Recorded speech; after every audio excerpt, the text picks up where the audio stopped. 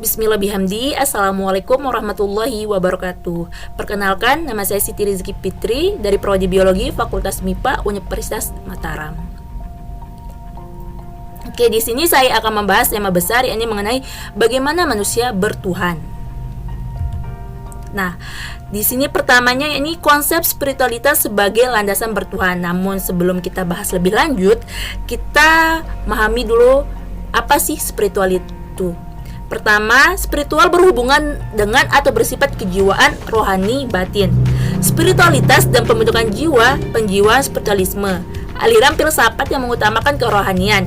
Ia menumpahkan perhatian pada ilmu-ilmu gaib seperti mistik dan kepercayaan untuk memanggil roh orang yang sudah meninggal, spiritisme. Pengertian kata spiritual dari Kamus Webster mengatakan kata spirit berasal dari kata benda bahasa Latin yakni spiritus yang berarti nafas, dan kata kerja spirer yang berarti untuk bernapas, dan memiliki napas berarti memiliki spirit.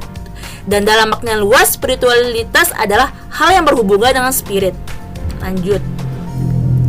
Setelah kita membahas tentang spiritualitas sekilas, di sini kita membahas tentang alasan manusia bertuhan.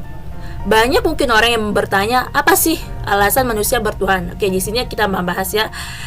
Alasan manusia bertuhan karena pada dasarnya hati manusia itu bersifat universal dengan catatan manusia itu telah mencapai titik fitrah God spot, terbebas dari segala paradigma dan belenggu. Dalam keadaan seperti ini, manusia merasakan ketenangan jiwa yang mendasari segala tingkah lakunya dan menggunakan suara hati sebagai penuntun hidupnya menuju sebuah kebenaran.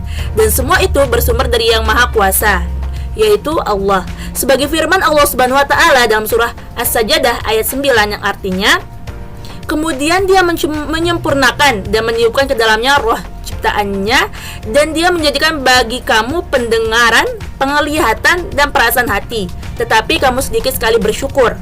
Nah, ketika manusia mengakui bahwa Allah lah Tuhannya, suara hati itu masih terus berjalan dan masih bisa dirasakan hingga saat ini, kecuali hati yang tertutup. Sudah merupakan fitrah manusia untuk memiliki rasa ketuhanan dan memiliki kebaikan hati nurani. Namun hal ini tidak terjadi kepada orang yang hatinya telah tertutup. Walaupun demikian, ia pun masih bisa merasakan hal ini, namun dengan kadar yang rendah. Nah, ketika Tuhan berada di dalam hati orang-orang suci, apabila kita ingin mudah merasakan kehadiran Tuhan, maka kita hendaknya berawal dari penyucian hati. Melalui penyucian hati, potensi roh akan semakin menguat dan mengalahkan semua dorongan instinktif materialistis yang berlebihan, dalam istilah agama yang disebut dengan hawa nafs atau hawa nafsu. Ketika hati telah suci, maka jiwa manusia akan menerima pancaran rahmat Tuhan, sehingga darinya terpancar energi positif yang kemudian mempengaruhi penilaian dan sikapnya. Perbedaan paradigma dan good spot, yaitu paradigma atau persepsi adalah lapisan belenggu yang menduduki good spot.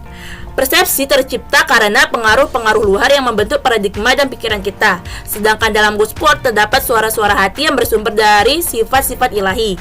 Good spot yang berisi bayang-bayang sifat Tuhan itulah telah built-in dalam diri manusia. Oke, di sini kita lanjut membahas hubungan spiritualitas dan bertuhan. Apa sih hubungan spiritualitas dan bertuhan? Hubungan spiritualitas dan bertuhan merupakan puncak kesadaran ilahi. Hal ini menurut Saifuddin Aman dalam teori spiritualitas milenium ketiga. Spiritualitas membuat kita mampu memberdayakan seluruh potensi yang diberikan Tuhan untuk melihat segala hal yang secara holistik, sehingga kita mampu menemukan hakikat kesejatian dari setiap fenomena yang kita alami. Dalam bahasa sedikit di sini berbeda dengan Syahrin Harap dalam membalikan jarum hati, mendeskripsikan mereka memiliki kesadaran dan kecerdasan spiritual sebagai orang yang mampu mengurangi kehidupan dengan panduan hati nurani. Rohani yang kuat karena bimbingan maksimal hati nurani tersebut akan membuat orang lebih dinamis, kreatif, memiliki etos kerja tinggi, dan lebih peduli serta lebih santun. Sejalan dengan uraian di atas, maka dapat disimpulkan bahwa konsep kunci tentang spiritualitas dan kecerdasan spiritual yaitu fitrah Allah, panduan hati, cara pandang holistik, dunia sebagai pijakan dan akhirat sebagai produk, kreatif, peduli, dan santun, minimalis, pengaruh materi, intuisi, dan metafisik. Oke. di sini kelanjutannya, roh merupakan fitrah manusia dengan roh manusia mampu berhubungan dengan Tuhan sebagai kebenaran sejati al-haqiqah. Karena adanya roh, manusia mempunyai bakat untuk bertuhan. Artinya, roh lah yang membuat manusia mampu mengenal Tuhan sebagai potensi bawaan sejak lahir. Dengan adanya roh, manusia mampu merasakan dan meyakini keberadaan Tuhan dan kehadirannya dalam setiap fenomena di alam semesta ini. Atas dasar itulah, sebenarnya manusia memiliki fitrah sebagai manusia yang bertuhan. Roh manusia menurut Islam adalah suci karena ia adalah karunia ilahi yang dipancarkan dari zat Tuhan. Roh bersemayam di dalam hati atau kolbu, sehingga dari hati terpancar kecerdasan, keinginan, kemampuan, dan perasaan. Ketika hati ditempati roh, maka hati menjadi bersinar dan memancarkan cahaya kebaikan Tuhan. Oke, di sini yang ketiga, pentingnya spiritual dalam kehidupan.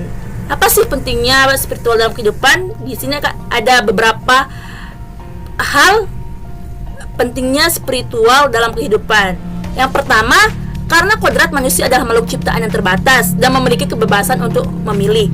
Yang kedua adalah untuk mengembangkan hati nurani yang takut akan Tuhan. Yang ketiga, untuk menjaga integritas diri kita di tengah realita dunia yang panah dan tak menentu. Yang keempat, mampu mengendalikan ego dalam hati diri. Yang kelima, sarana untuk melatih kepekaan diri kita dalam menggali makna kenyataan hidup. Dan yang terakhir, menyadarkan bahwa panggilan hidup kita adalah anugerah pemberian dari Tuhan. Oke, apa sih kelebihan orang yang memiliki kesadaran spiritual? Ini ada beberapa kelebihan orang yang memiliki kesadaran spiritual. Yang pertama, mampu menemukan kekuatan yang maha besar. Yang kedua, merasakan kelezatan ibadah. Sangat-sangat merasakan kelezatan ibadah, itu nikmat dalam beribadah. Yang ketiga, menemukan nilai keabadian yang diterima dari Allah Subhanahu wa taala. Yang keempat, menemukan makna dan keindahan hidupnya. Yang kelima, membangun harmonisasi dan keselarasan dengan semesta. Yang keenam, menghadiri intuisi dan menemukan hakikat metafisik. Yang ketujuh, menemukan pemahaman yang menyeluruh. Dan terakhir, mampu mengakses hal-hal gaib yang suprarasional. Oke, membangun argumen tentang cara meyakini dan mengimani Tuhan. Iman kepada Allah merupakan pokok dari seluruh iman yang tergabung dalam rukun iman. Dan pada di sini, iman kepada Allah merupakan pokok dari seluruh iman yang bergabung dengan rukun iman. Karena iman kepada Allah Subhanahu wa taala merupakan pokok dari keimanan yang lain, maka keimanan kepada Allah Subhanahu wa taala harus tertanam dengan benar kepada diri seseorang. Sebab jika iman kepada Allah Subhanahu wa taala tidak tertanam dengan benar, maka ketidakbenaran ini akan berlanjut kepada keimanan yang lain, seperti iman kepada malaikat, kitab, rasul, dan lain sebagainya. Dan pada akhirnya akan merusak ibadah seseorang secara keseluruhan. Di masyarakat sering juga kita jumpai cara beribadah seorang yang tidak sesuai dengan ajaran Islam, padahal orang tersebut mengaku beragama Islam. Balik di sini, membangun argumen yang tadi, ada sebenarnya dua cara beriman kepada Allah Subhanahu wa taala.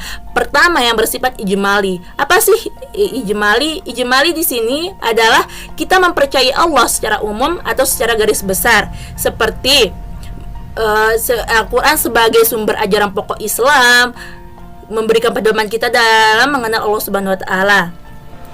Di sana diterangkan bahwa Allah adalah zat yang maha esa, maha suci, maha pencipta, maha mendengar, maha kuasa, dan maha sempurna.